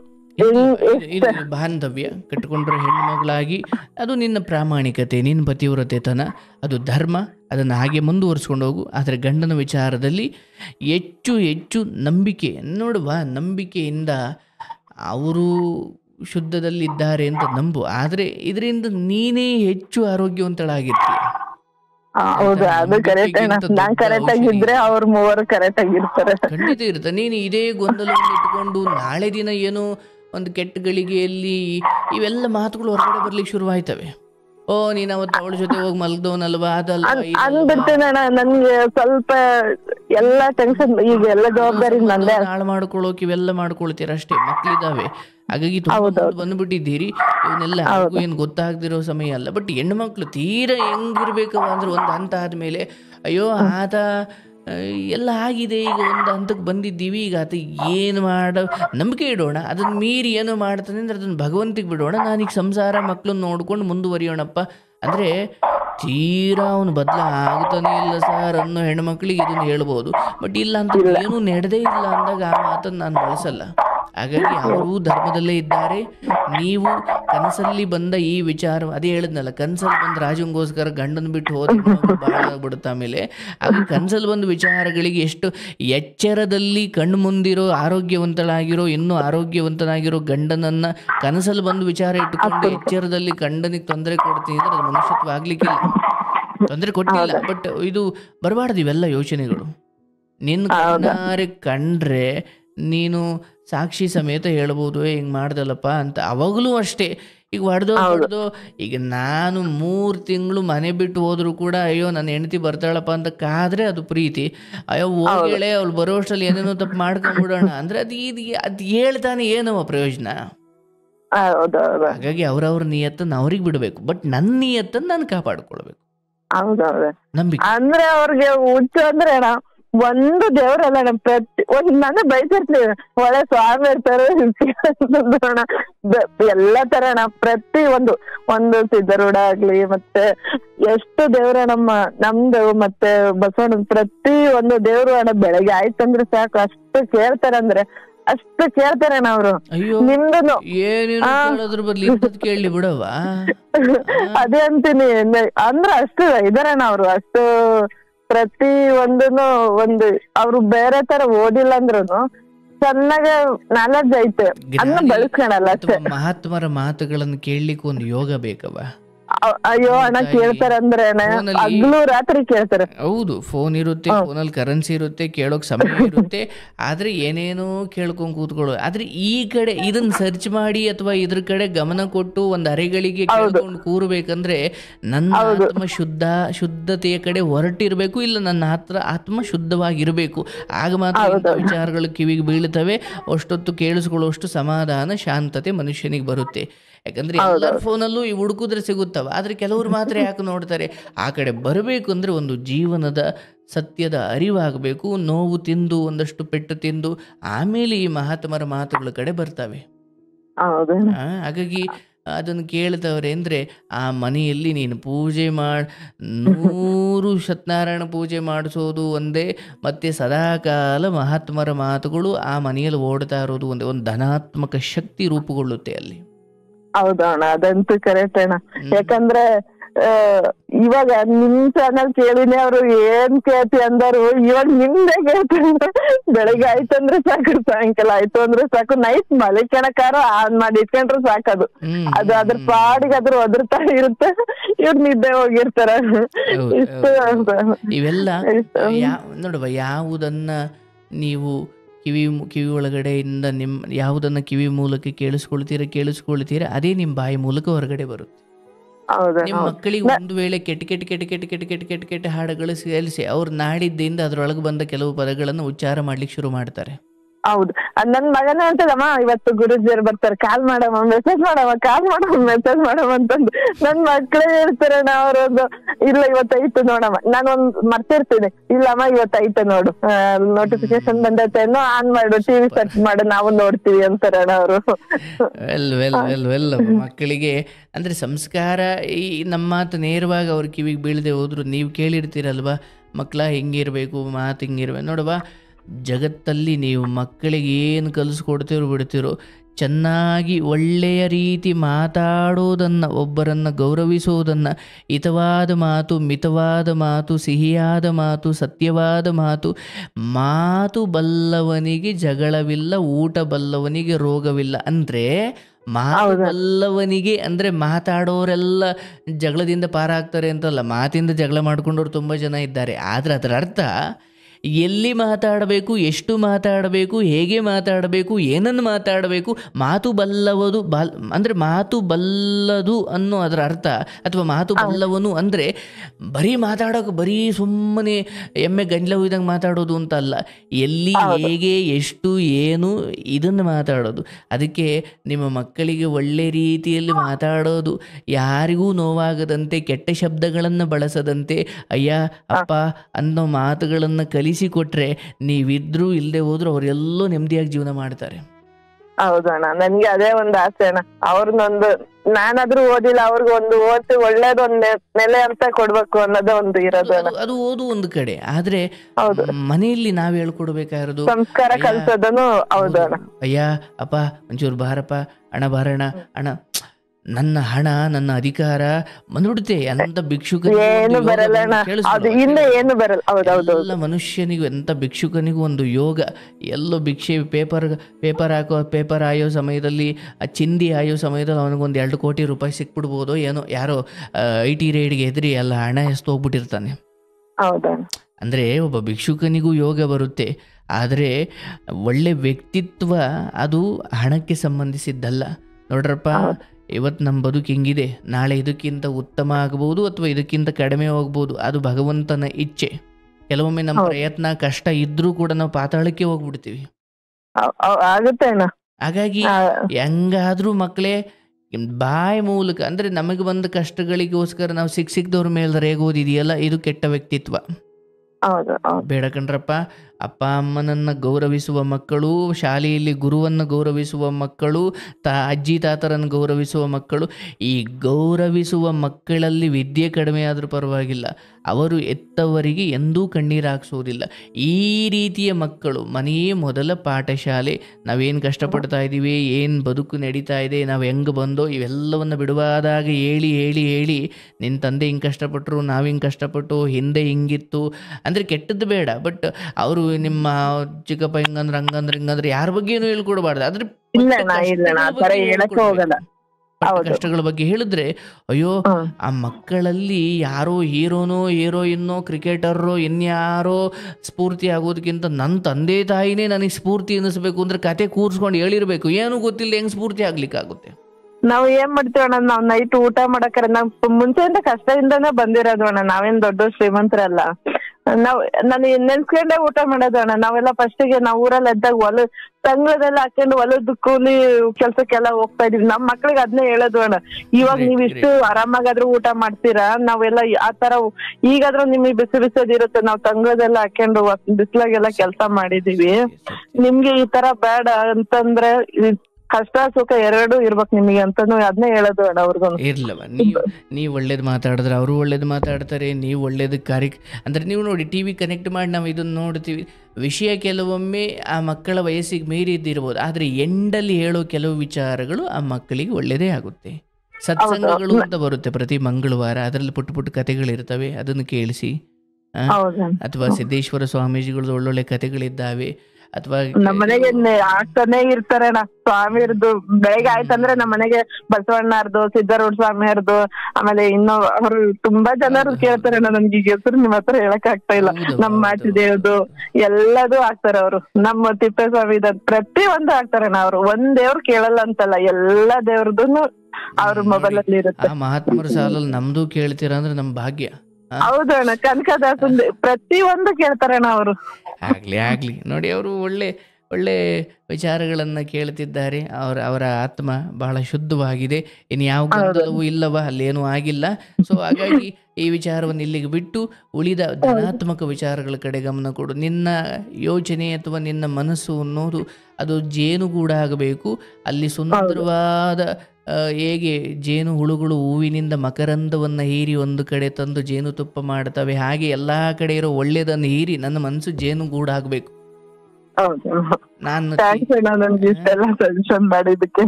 ಆಗ್ಲಿ ಅವರೇ ಬಂದು ಹೇಳ್ಕೊಂಡಾರೆ ಎಂದಾಗ ಅದರಿಂದ ಆಚೆಗೆ ನನ್ನ ಮನಸ್ಸಲ್ಲಿ ಏನೇನು ಇಟ್ಕೊಂಡ್ರೆ ನಾನ್ ಕಲ್ಮಶವಾಗ್ತೀನಿ ಹೊರತು ಅವ್ರಿಗೇನು. ನನ್ಗೆ ಅದು ಅವ್ರ ಹತ್ರ ಹೇಳಕ್ಕೂ ಆಗ್ತಾ ಇದ್ದಿಲ್ಲ ಅಣ್ಣ, ಬಿಡಕ್ಕೂ ಆಗ್ತಾ ಇದ್ದಿಲ್ಲ. ಹಂಗಾಗಿನೇ ನೀವ್ ಹತ್ರ ಹೇಳೋದು ಬೇಡ ಅಂತಾನು ಗೊತ್ತಾಗಿಲ್ಲ. ಏನಾನ ಅನ್ಕೊಂಡ್ಲಿ ಅನ್ನೋದು ಒಂದು ಇದಿತ್ತು. ಒಟ್ಟು ನನ್ ಮನ್ಸಲ್ಲಿ ಇರೋದ್ನ ಆಚೆ ಹಾಕ್ಬೇಕಾಗಿತ್ತು ಅಷ್ಟೇ. ಅದಕ್ಕೊಂದು ಕ್ಲಾರಿಟಿ ಬೇಕಿತ್ತು. ಅಂಡ್ ನಿನ್ನ ಸಂಸಾರ, ನಿನ್ನ ಎಲ್ಲ ಉದ್ಯೋಗ ಅಥವಾ ಏನ್ ಮಾಡ್ತೀವಿ ಅದು ಇನ್ನೂ ಉನ್ನತಿ ಆಗುತ್ತೆ. ನೀವು ತುಂಬಾ ದೊಡ್ಡ ಮಟ್ಟಕ್ಕೆ ಹೋಗ್ತೀರಿ. ಆದ್ರೆ ಯಾವುದೇ ಸ್ಥಿತಿಗೆ ಹೋದ್ರು ಇದೇ ವಿನಯತೆಯನ್ನು ಕಾಪಾಡಿಕೊಳ್ಳಿ, ನಿನ್ನ ಮನೆ ಉದ್ಧಾರವಾಗುತ್ತೆ ತಾಯಿ. ಆಯ್ತಲ್ಲ? ಅಣ್ಣ ಅವ್ರ ಹತ್ರ ಒಂದ್ ಮಾತಾಡ್ಬಿಡಿ ಅಣ್ಣ. ಇದಾರ ಕೊಡಿ. ನಮಸ್ಕಾರ ಅಣ್ಣ. ನಮಸ್ತೆ, ಹೇಗಿದ್ದೀರಿ? ಚೆನ್ನಾಗಿದ್ದೀನಿ ಅಣ್ಣ. ಬಹಳ ಖುಷಿ ಆಯ್ತು ನೀವು ನಮ್ ಕಾರ್ಯಕ್ರಮ ಕೇಳ್ತೀರಾ ಅಂತ ಕೇಳಿ. ಹೌದಣ್ಣ, ನಿಮ್ದು ಅದು ಚೆನ್ನಾಗಿರುತ್ತಣ್ಣ. ನಿಮ್ದು ವಿಚಾರ ಹೇಳ್ತಿರಲ್ಲ, ಮೋಟಿವೇಶನ್ ನಮ್ಗೆ ಹೇಳ್ದಂಗಿರ್ತಣ. ಆತರ ಹೇಳ್ತೀರ ನೀವು. ದೊಡ್ಡ ಮಾತು ನೋಡಿ. ನೀವು ಎಂತ ಮಹಾತ್ಮರ ಕಥೆ ಎಲ್ಲ ಕೇಳ್ತಾ ಇರ್ತೀರಿ. ಸಾಂಗ್ಸ್ ಎಲ್ಲ ಕೇಳ್ತೀವಣ್ಣ. ಸಂತೋಷ. ಈ ನೋಡಿ, ನಿಮ್ಮ ಶ್ರೀಮತಿಯವರು ಹೇಳ್ತಿದ್ರು ನನಗೆ ಅವರ ಮೇಲೆ ಪರಮವಾದ ನಂಬಿಕೆ. ಅದಾಗಿಯೂ ಏನೋ ಒಂದು ಗೊಂದಲ ಇರಬಹುದು, ಆದ್ರೆ ಗೊಂದಲ ಮತ್ತೆ ನಂಬಿಕೆಯನ್ನ ತೂಕ ಮಾಡಿದ್ರೆ ನಂಬಿಕೆನೇ ದೊಡ್ಡದಾಗಿದೆ. ಅದು ಅಷ್ಟೆಲ್ಲ ಕೇಳ್ತೀವಲ್ಲಣ್ಣ, ತಲೆಗೆ ಹೋಗಲ್ ಕಣ ಅದು ವಿಚಾರ. ಅದು ಹಂಗೆ ಅದ್ ಕೇಳ್ತೀನಲ್ಲ, ಅದು ತಲೆಗೆ ಹೋಗೋದಿಲ್ಲ. ಅಂದ್ರೆ ಕೇಳಬೇಕಾದಾಗ ಪ್ರತಿ ಸಾರಿ ನನಗೆ ಕೇಳುವ ಆ ಕತೆಗಳಿಗಿಂತ ಹೇಳುವ ಮಹಾತ್ಮರಂತ ನಾನು ಬದುಕಬೇಕು ಅಂತ ನನಗೆ ಆಸೆ ಇರಬೇಕು.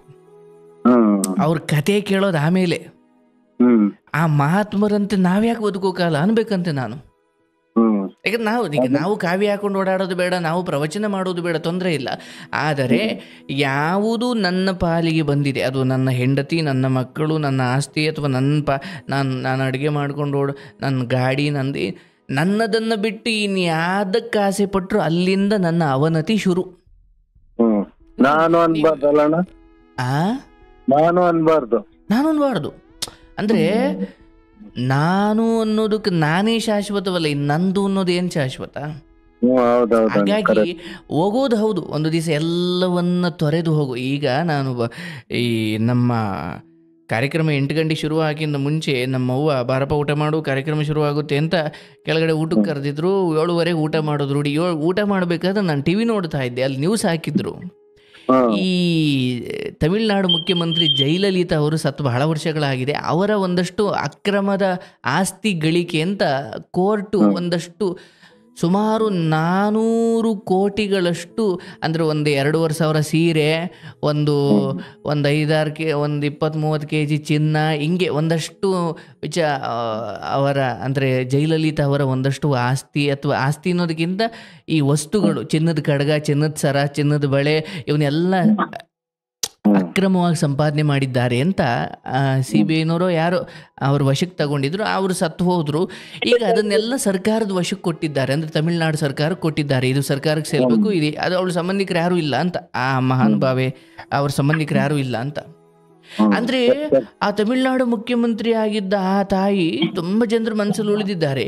ಬಟ್ ಎಷ್ಟು ಕೋಟಿ ಕೋಟಿ ಕೋಟಿ ಹಣ ಅಥವಾ ಅಕ್ರಮವಾಗಿ ಒಂದಷ್ಟು ಕೆಲವು ವಿಚಾರಗಳು ಮಾಡಿ ಹೋಗಿದ್ದಾರೆ, ಅದನ್ನೇನು ಅವ್ರು ತಗೊಂಡು ಹೋಗ್ಲಿಲ್ಲ. ಇಲ್ಲ ಇಲ್ಲ ಎಲ್ಲ ಇಲ್ಲ. ಇವತ್ತು ಆ ಕೋರ್ಟ್ಗೆ ಹೋಯ್ತು, ಆ ಕೋರ್ಟ್ ಹೇಳ್ತು ಅವರಿಗೆ ಸಂಬಂಧಿಕರು ಅಂತ ಯಾರು ಇಲ್ಲ, ಅಥವಾ ಇದನ್ನು ಯಾರಿಗೂ ಕೊಡೋ ಅವಶ್ಯಕತೆ ಇಲ್ಲ, ಇದನ್ನು ಸರ್ಕಾರವೇ ಮತ್ತು ಮುಟ್ಟುಗೋಲು ಹಾಕೊಳ್ಳಿ, ಇದು ಸರ್ಕಾರಕ್ಕೆ ಕೊಡಿ ಅಂತ ಇವತ್ತು ಹಸ್ತಾಂತರ ಮಾಡಿದ್ದಾರೆ ಸರ್ಕಾರದವ್ರಿಗೆ. ಅಂದ್ರೆ ಆಕೆ ಸಂಪಾದಿಸಿದ ಆ ಯಾವುದನ್ನೂ ಆಕೆ ತೆಗೆದುಕೊಂಡು ಹೋಗ್ಲಿಲ್ಲ. ಆಕೆ ಅಲ್ಲ, ಈ ಜಗತ್ತಲ್ಲಿ ಕೋಟಿ ಕೋಟಿ ಕೋಟಿ ಹಣದ ಮೇಲೆ ಮಲಗಿ ಹಣದ ವ್ಯವಹಾರ ಮಾಡಿ ಹೋದವರು ಕಡಿ ಉರ್ಧಾರವೂ ಇರಲ್ಲ. ಹಾಗಾಗಿ ನನ್ನ ಜೀವನದಲ್ಲಿ ನನ್ನ ತಮ್ಮನ ಹೆಂಡತಿ ಅಥವಾ ನನ್ನ ಹೆಂಡತಿ ಅಥವಾ ಅಂದರೆ ಪರರ ಹೆಂಡತಿಗೂ ನನ್ನ ಹೆಂಡತಿಗೂ ನಡುವೆ ಇಬ್ಬರೂ ಹೆಣ್ಣೆ, ಆದರೆ ನಂದು ಅನ್ನೋದು ನನ್ನ ಹೆಂಡತಿ ಮಾತ್ರ. ಯಾವುದು ನಮ್ಮದು ಅದರ ಮೇಲೆ ಮಾತ್ರ ನಮಗೆ ಧರ್ಮ, ಅರ್ಥ, ಕಾಮ. ನನ್ನ ಏನೇ ಸುಖ ಪಡೋದಿದ್ರು, ಏನೇ ಹಂಚ್ಕೊಳ್ಳೋದಿದ್ರು, ನಾನು ನನ್ನ ಹೆಂಡತಿ ಜೊತೆ ಅಥವಾ ನನಗೆ ಸಂಬಂಧಪಟ್ಟ ನನ್ನ ಮಕ್ಕಳಿಗೆ ನಾನು ಹೊಡಿಬೋದು, ಇನ್ನೊಂದು ಮಕ್ಕಳಿಗೆ ಹೊಡಿಯೋಕ್ಕಾಗಲ್ಲ ನಾನು. ಹಾಗಾಗಿ ಸುಖವೋ ದುಃಖವೋ ಏನೇ ಇದ್ರೂ ನನ್ನದು ಅಂತ ಏನು ಭಗವಂತ, ನನ್ನದು ಅಂದರೆ ನಾನು ಹುಟ್ಟಿಸಿದ್ದೀನಿ ಅಥವಾ ನಾನು ಸೃಷ್ಟಿಸಿದ್ದೀನಿ ಅಂತಲ್ಲ, ಬಟ್ ಭಗವಂತ ನನ್ನ ಪಾಲಿಗೆ ಕೊಟ್ಟಿರ್ತಾನೆ.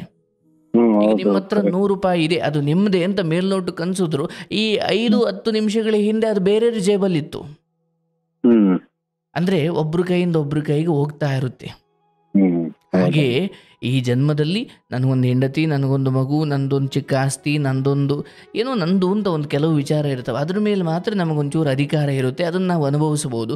ಆದರೆ ಇನ್ನೊಬ್ಬರ ಆಸ್ತಿ, ಇನ್ನೊಬ್ಬರ ಹೆಣ್ಣು, ಇನ್ನೊಬ್ಬರ ಯಾವುದೇ ಸ್ವತ್ತನ್ನು ಬಯಸಿದ ಯಾವನೇ ದೊಡ್ಡ ಮನುಷ್ಯನಾದರೂ ಆ ಕ್ಷಣದಿಂದ ಅವನ ಅವನತಿ ಶುರುವಾಯಿತು. ಹೇಗೆ ಸೀತೆಯನ್ನು ಅಪಹರಿಸಬೇಕು ಅಂತ ಯೋಚಿಸಿದ ಮರುಕ್ಷಣದಿಂದಲೇ ರಾವಣನಂತಹ ದೊಡ್ಡ ರಾಕ್ಷಸನ ತಪೋಬಲವೂ ಕೂಡ ಕಡಿಮೆಯಾಗ್ತಾ ಬಂತು ಅಂತ.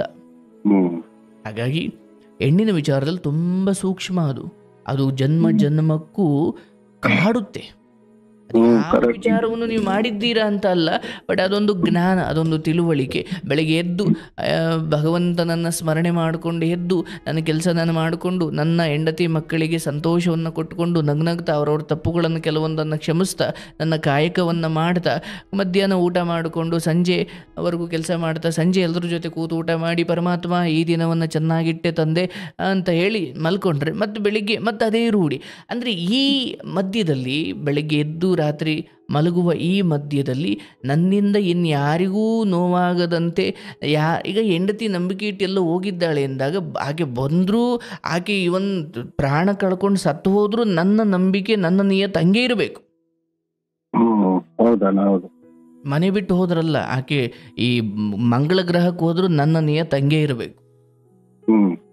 ಈ ನಿಟ್ಟಿನಲ್ಲಿ ನಿಮ್ಮ ಹೆಂಡತಿ ಮಕ್ಕಳು ಎಷ್ಟು ಒಂದೊಳ್ಳೆ ಸಂಸಾರ ಇದೆ, ಒಂದೊಳ್ಳೆ ಕೆಲಸ ಇದೆ, ಒಂದೊಳ್ಳೆ ದುಡಿಮೆ ಇದೆ, ಒಂದೊಳ್ಳೆ ಆರೋಗ್ಯ ಇದೆ, ಇವೆಲ್ಲವನ್ನ ಭಗವಂತ ಎಷ್ಟೋ ಜನಕ್ಕೆ ಇದು ಯಾವುದೂ ಇಲ್ಲ, ಅಥವಾ ಇದರಲ್ಲಿ ಯಾವುದೋ ಒಂದಿಲ್ಲ, ಅಥವಾ ಕೆಲವೊಬ್ಬರಿಗೆ ಏನೂ ಇಲ್ಲ ಅಂಥದ್ರಲ್ಲಿ ನನಗೆ ಇಷ್ಟ ಆದರೂ ಕೊಟ್ಟಿದೆಯಲ್ಲಪ್ಪ ಅಂದುಕೊಂಡು ಕಣ್ಣಿಗೆ ಹೊತ್ಕೊಂಡು ಮುಂದೆ ಹೋದರೆ ಭಗವಂತ ಪರಮೇಶ್ವರ ಮೆಚ್ಚಿ ನನ್ನ ಬದುಕು ಸಾರ್ಥಕವಾಗಲಿಕ್ಕೆ ನಾನು ಬೀರು ತುಂಬ ಹಣ ಇಡೋದು ಬೇಕಿಲ್ಲ, ಆದರೆ ಹೆಂಡತಿ ಮಕ್ಕಳ ಮುಖದಲ್ಲಿ ಸಂತೋಷವನ್ನು ಕಾಣಬೇಕು ಅಂತ ಒಬ್ಬ ಗಂಡನಾಗ ನಾನು ಆಸೆಪಟ್ಟು ಅವರ ಸಂತೋಷಕ್ಕೆ ದುಡಿಬೇಕು. ಅದಕ್ಕೆ ತಕ್ಕಂಗೆ ಅವರು ನಿಮಗೆ ನಿಯತ್ತಾಗಿರಬೇಕು, ನೀವು ಅವರಿಗೆ ನಿಯತ್ತಾಗಿರಬೇಕು. ನನಗೆ 1-2 ದಿನಕ್ಕೆ 3 ದಿನಕ್ಕೆ ತಲೆನೋವು ಬಂದ್ಬಿಡ್ತಣ, ಮನಕ್ಕೆ ಬಿಡ್ತೀನಿ, ತಿರ್ಗಾ ಹಂಗೆ ಸರಿ ಆಗ್ಬಿಡ್ತಣ. ಇಲ್ಲಿ ಅದು ನಿಮ್ಮ ಕರ್ಮದ ದೃಷ್ಟಿ ಅಥವಾ ಕರ್ಮದ ಆಧಾರದ ಮೇಲೆ ಇನ್ನೂ ಒಂದು 3 ವರ್ಷ ಅದೇ ವಿಚಾರ ಮುಂದುವರಿಯುತ್ತೆ.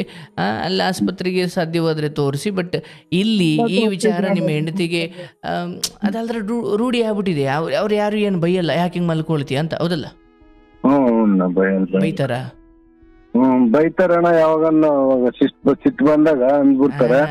ಯಾವಾಗ ಅಂದ್ರೆ ಮಣಿಕ್ಯಾಗಪ್ಪ, ನೀನ್ ಕೆಲ್ಸ ಮಾಡೋವಾಗ ಮಕ್ಳ ಇದಾರೆ ಇಬ್ರು, ಹೆಂಗ ಮಣಿಕೊಂಡ್ರೆ ಹೆಂಗ ಅಂತ ಬೈತಾರಣ್ಣ. ಅದೇ ಸಿಟ್ಟು ಬಂದಾಗಂತದ್ದು ಏನು ಅಂತಾರೆ. ಆದ್ರೆ ಸರಿ ಹೋಗುತ್ತೆ, ಇನ್ನೊಂದು 2-3 ವರ್ಷ ಸರಿ ಹೋಗುತ್ತೆ. ಆದ್ರೆ ನೀವು ಸ್ವಲ್ಪ ಮನಸ್ಸನ್ನ ಎಷ್ಟು ಪ್ರಶಾಂತವಾಗಿ ಇಟ್ಟುಕೊಳ್ತೀರೋ ಅಷ್ಟು ರೋಗದಿಂದ ಮುಕ್ತವಾಗಿರ್ತೀರ. ಅದಕ್ಕೆ ಇದಕ್ಕೆ ದೊಡ್ಡ ಔಷಧಿ ಏನಂದ್ರೆ ಈ ಪ್ರವಚನಗಳನ್ನ, ದೇವರ ವಿಚಾರಗಳನ್ನ, ವಚನಗಳನ್ನ, ಮಹನೀಯರ, ಸಂತರ, ಶರಣರ, ಯೋಗಿಗಳ ಮಾತುಗಳನ್ನು ಕೇಳ್ತಾ ಜೀವನ ಅಂದ್ರೆ ಏನು, ಈ ದೇಹ ಎಂದ್ರೆ ಏನು, ಈ ಮಾಂಸ ಮೂಳೆ ಮಜ್ಜೆಗಳಿಂದ ತುಂಬಿರುವ ಈ ದೇಹದಿಂದ ಹೊರತಾಗಿ ನಾನು ಅನ್ನುವ ಜ್ಯೋತಿ, ಆ ಬೆಳಕು ಏನು, ಇಲ್ಲಿ ಯಾಕೆ ಬಂದಿದ್ದೀನಿ, ಹೆಂಡತಿ ಮಕ್ಕಳ ಜೊತೆ ಈ ಒದ್ದಾಟ ಇದೆಯಲ್ಲ, ಇದು ಎಷ್ಟು ದಿನದ ಸಂತೆ, ಇಲ್ಲಿ ನಾನು ಬಂದಿರುವುದು ಈ ಒದ್ದಾಟಕ್ಕ ಅಥವಾ ಏನಾದರೂ ತಿಳಿದು ಹುಟ್ಟಬೇಕಾದ್ರೆ ನೀನು ಅಜ್ಞಾನಿ ಆಗಿರ್ಬೋದು, ಸಾಯ್ಬೇಕಾದ್ರೂ ಅಜ್ಞಾನಿ ಆಗಬಾರ್ದು, ತಿಳ್ಕೊಂಡು ಸಾಯ್ಬೇಕು. ಇದೆಲ್ಲ ತಿಳಿಬೇಕು ಅಂದರೆ ಇದು ಒಂದು ದಿವಸದಲ್ಲಿ ಆಗೋದಿಲ್ಲ. ಜನ್ಮಗಳೆತ್ತು ಬಂದರೂ ಆ ಕಷ್ಟ. ಆದರೆ ಒಂದು ಜನ್ಮವು ಒಂದೊಂದು ತರಗತಿ ಇದ್ದ ಹಾಗೆ, ಎಷ್ಟೋ ತರಗತಿಗಳು ಆದಮೇಲೆ ನಮಗೊಂದು ಮೋಕ್ಷ. ಹಾಗಾಗಿ ಒಂದೊಂದು ಜನ್ಮದಲ್ಲೂ ಈ ಕಡೆ ಸಂಸಾರವನ್ನು ನಿಭಾಯಿಸಬೇಕು, ಈ ಕಡೆ ಬಿಡುವಾದಾಗ ಮಹಾತ್ಮರ ಮಾತುಗಳನ್ನು ಕೇಳ್ತಾ ಸತ್ಯದ ದರ್ಶನ ಮಾಡುವ ಪ್ರಯತ್ನ ಮಾಡಿದ್ರೆ ತಲೆನೋವೇನು, ಆತ್ಮ ಕಂಟಿರೋ ಪಾಪಗಳೇ ಕಳೆದು ಹೋಗ್ತವೆ. ಒಳ್ಳೆದಾಗಲಿ. ಕಾಸ್ಬೇಕು ಜ್ಞಾನನ. ಹೌದು ಹೌದು ಹೌದು ಹೋಗಲ್ಲ ತಲೆಗೆ.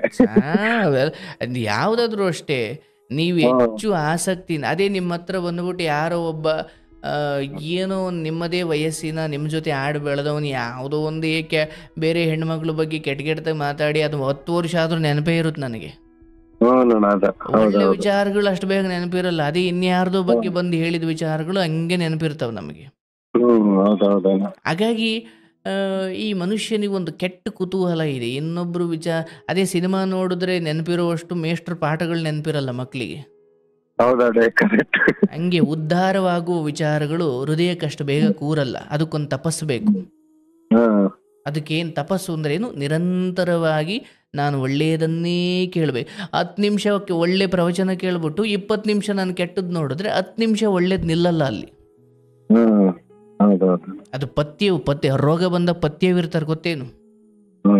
ಹಂಗೆ ಒಳ್ಳೆಯದನ್ನೇ ಕೇಳ್ತಾ ಹೋದ್ರೆ ಅದು ಒಂದು ಹಂತ ಹೋದ್ಮೇಲೆ ಏಕಾಗ್ರತೆ ಬರುತ್ತೆ, ಅದು ಸಿದ್ಧಿ ಆಗುತ್ತೆ.